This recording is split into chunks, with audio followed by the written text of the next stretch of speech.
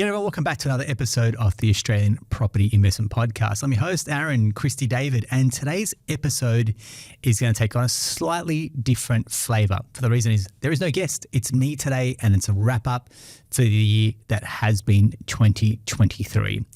For those that have joined us on the journey, tuned in, subscribed, I want to say a heartfelt thank you very much. I really appreciate the love, the support that you've shown, which in turn has meant that we've had some incredible guests join us for the podcast journey this year. There's big guests that have come on, some top tier buyers agents. We've had some clients join us in the studio, which I know is a big step for them because they're not naturals in front of cameras, but they've been willing to share their journey and their story, which I think is a wonderful testament to their ability to pay it forward with their own knowledge and learnings as well. As I reflect on this year, there's a couple of things that I want to share. And again, I don't want to make this episode about me, but I want to, use this chance as a way to reflect on what this year has meant.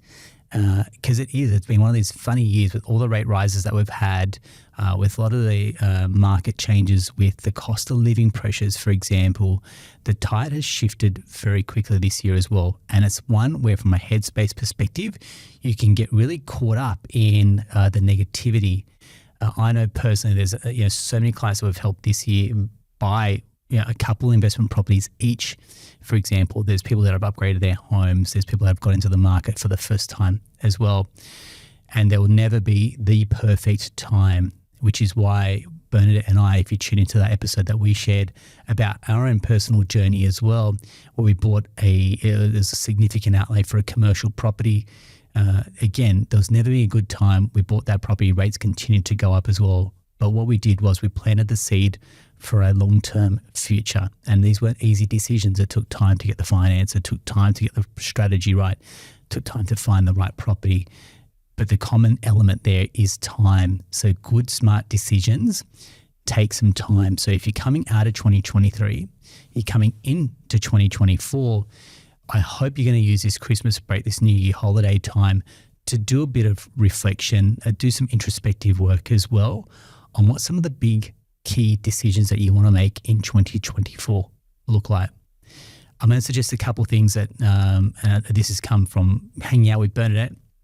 This has come from the work that we've done with our own business coaching and personal coaching as well, which is putting pen to paper about what 2023 look like, so the successes of the year, and then what do you want to achieve for 2024. So let me start with reflections. So the greatest thing to do is to pull up your calendar and to pull up your photo reel or your photos on your phone and scroll through and see what were some of the amazing memories that you created in 2023. I'll give you a few personally. So this year we took a family holiday to Fiji to celebrate our 10-year wedding anniversary. So that with two kids, it's made some amazing memories, and it's almost become something where we want to go back as well. Again, I took another break by myself, and I went away to Thailand to write my first book, which is coming out in March 2024, which is focusing on helping people buy their dream home. So that took some time to write that, to get that book published and now ultimately printed for 2024 as well. Our team, we've invested time in growing our team. So if you're looking back at your own personal, professional accomplishments, achievements, then maybe reflect on that as well. And then something that I like to do as well is called the Wheel of Life. And again, if you refer back to the episode that Bernie and I recorded, we spoke about the Wheel of Life. And this really just kind of gets me, when I look at what I want to say yes to, the things that I really like to say yes to are they new experiences? Is there travel involved? Is there some personal development? Is there some health and fitness goals, financial goals, business aspirations that I've got, health and well-being from a mental health, spiritual health as well, and then family bonds, and then some time to personally relax as well. So I rattled off kind of some of those top priorities. Find what works for you and find what works for your family as well in terms of what do we want to get out of the next 366 days in 2024. What's something on your bucket list? And I'd probably suggest going back to an older episode, which is a gentleman called Keith Abraham.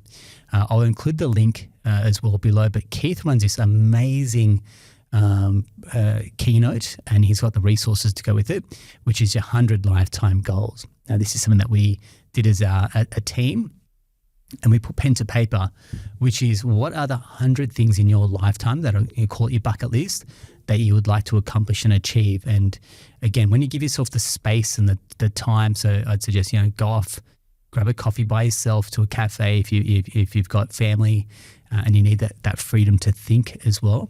Something I'd recommend is finding a quiet space to do that, or even a library, I'd suggest, is the ultimate quiet place, free from distractions as well. And then put pen to paper on these 100 lifetime goals. So there's countries that you'd like to visit. There's experiences that you'd like to have. There's things that you'd like to build or create, for example. There's things that you'd like to do for other people, or there's things you'd like done to you as well. So that exercise has just given us a lot of clarity. So when we're looking at our team and what their goals are, I say to our team, the paycheck is what you get here, but how do you then use that to go off into your own personal life and then create the life that you want by investing and making some good financial decisions as well. The other one is when we go to look forward at 2024, just map this out. And this is an exercise I do with our team internally. So we looked at the 366 days. We took out 4 weeks for annual leave, 2 weeks of public holidays. We offer a wellness day each quarter and birthday. Then there's 2 weeks of sick leave as well, plus days off for professional development.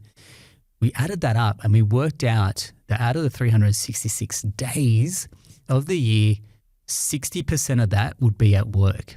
And I think that's when the penny dropped for us, going, we're setting our targets, whether that's personally, individually, or as a business, but actually we've got 60% of the year to achieve those targets. So we've got to get hyper productive in what we're saying yes to at our time that we've got in the office, because we don't necessarily want to be working long hours, which means you've got 40% off throughout the year for renewal time.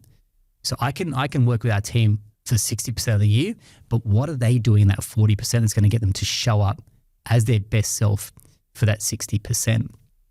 And I think that gives a really healthy perspective about how much time we're actually spending at work or in the office versus how much time we're spending off the field with our friends, with our family, for example, chasing our dreams. And again, I want to use this episode as a way to kind of plant the seed for you that if you're working on your aspirations and ambitions for 2024, have a look at your diary and work out how much time do you actually spend at work and how much time do you have? Because I think that's one story I've told myself in the past, which is I don't have time. And when I got caught out on that, it didn't become a time issue, it became a priority issue. And that's, again, a big way to reframe. If you feel like you're pressed for time, I'll give you one example. People say, look, I don't have time to go to the gym, or I don't have time to spend myself. I don't have time to go on holidays. No. You have a priority issue. And that becomes a big challenge for a lot of people to reframe that, because you can take back control of your time and say no to things that don't give you the energy and saying yes to things that you actually want to achieve. And putting yourself first isn't selfish. Putting yourself first is a way to show up the best version of yourself by saying yes to the things that actually give you joy and happiness as well. Another thing I like to do is put out a bit of a book list. So I'll include my book list. This year, I was a bit light on in books read in 2023. I read only a handful of books, but probably the big one for me was Atomic Habits. We read that as a team, and I'd say that, again, if you haven't read it, definitely put that on your list. We did that as a bit of a giveaway for our clients in our latest newsletter, and I was blown away by how many people came back saying, yeah, we'd love a copy as well. So for me, I'm going to make that one of the outcomes of this episode. I'm going to give away a copy of the book. So whoever's first to drop me a DM or drop us a message or a comment off here, we'll send you a copy of Atomic Habits as well. Again, the book just talks about being on course versus the drift factor. And let me just give you the example. Like if you're off course by 1 degree and over time, and let's call it 366 days, how far off course you'll end by the end of the year versus the 1% January 1st, January 2nd, March 1st, June 1st, and like just that consistency as well. The property market, your health will reward consistency. So how are you going to show up consistently? That's another one. A great way to visualize that is what we call a vision board. And this is something, again, I've been fairly vocal about, spurred on by Bernie many, many years ago, which was I have put together a vision board for what I want my year to look like. And again, this is give me something, a cue, because I'm a visual type of person, that it's up on my bathroom, it's on my desktop, it's on my desk at work as well. Everywhere I go, I see it. And I've actually articulated what I want to achieve out of the year.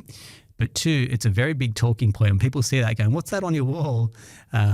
When you write down your goals and then when you verbalize your goals, I believe the research is it goes up by 60% in terms of your ability to achieve your goals as well. And one of those goals on there was to buy another property. We didn't know where that commercial property was going to come from. We didn't know how much it was going to be. We didn't know what it was going to look like. All I knew is that we had a target personally to buy and acquire another property as well. And again, that's something that we've been able to achieve. What else is on the list? I had a trip. I had kickboxing on there, which I like to enjoy doing. Pilates, diet, for example. The couple of books that I wanted to read, a savings target. Yet one of the other ones was using less profanity, and that's something that I feel like I've got reined back control on as well, and not being a potty mouth. And that's, again, just where I'm saying nothing's off limits when it comes to what's on your vision board. It's what speaks to you. It's what's talking to what you want to accomplish and achieve as well. And I'm blown away by how much I've been able to achieve this year purely off seeing and putting on my vision board what I wanted to accomplish. So for me, this is a short episode, but it's a way just for me to say thank you for all the listeners that have tuned in, for all the love that you've given us with the time you spend investing in this podcast. I want to return the favor by saying thank you very much to the guests that have been part of the journey as well. We get some quality guests, and 2024 already is shaping up to be a massive year with some of the guests that have said yes to the invites that we've put out as well. The other part is for clients that have been listening, I want to say thank you. But if you want to share your journey as well, don't downplay what you've done. A few people said, look, I've only bought 2 properties. Are you kidding me? Some people would love to have what you have. And it's not the quantity, it's the quality of what you've bought as well. So if you want to share your journey, the good, the bad, the ugly, the fantastic, the lessons learned, that's my challenge to you. If that's something you want to push yourself outside your comfort zone, be part of a future episode, please reach out to our team, and I'd love to get you here in the studio or on Zoom as well to share your journey, because that's what peer-to-peer learning is all about. It's that ability to pay it forward with the lessons learned, and success leaves clues. I've said it time and time again. Success leaves clues, and if you can help others on the journey that you were once on, isn't that a great way to pay it forward to your fellow Australians as well? So for me, that's a wrap for the 2023 Australian Property Investment Podcast. I want to say thanks for joining us. Have an awesome new year, and we'll see you in 2024.